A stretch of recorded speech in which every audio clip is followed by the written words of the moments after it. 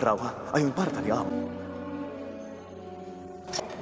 Hyvä on. Rauhoitu. Anna pyydän anteeksi. Vaikka tuota. Varo, olemme kirkossa.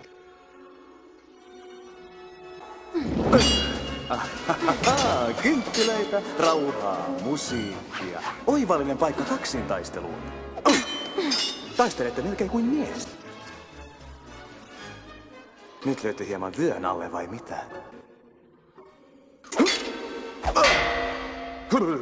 Touché. Ai, sinulla on lapsi. Huomasin. Sallitteko? Olen Phoebus. Se on aurinkojumala.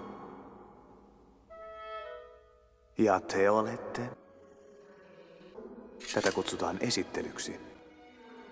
Kun olette täällä, en voi. Kiitos. Näin alkuun nimesi. Kaunis. Parempi kuin Phoebus ainakin.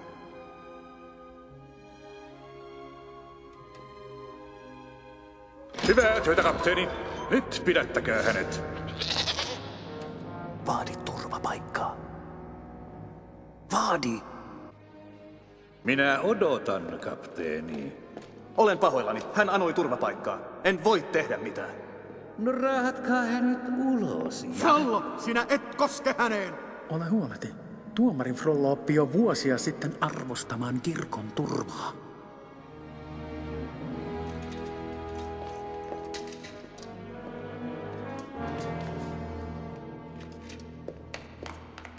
Hyvä on, minä menen. Luulet voittaneesi minut, mutta olen kärsivällinen mies.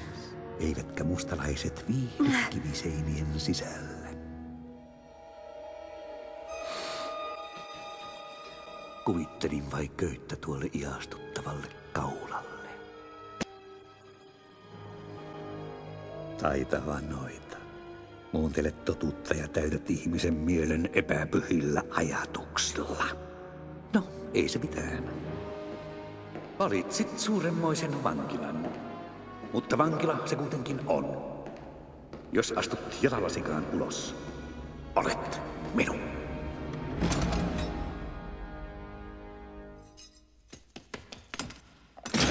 Frollon määräys. Vartija joka ovelle.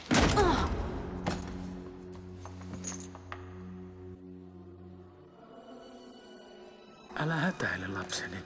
Aiheutit suuren mekkalan juhlissa. Olisi typerää suututtaa Frolloa lisää.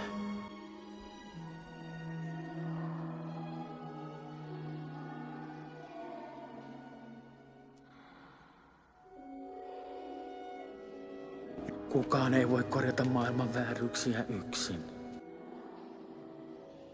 No, ehkäpä täällä on joku, joka voi.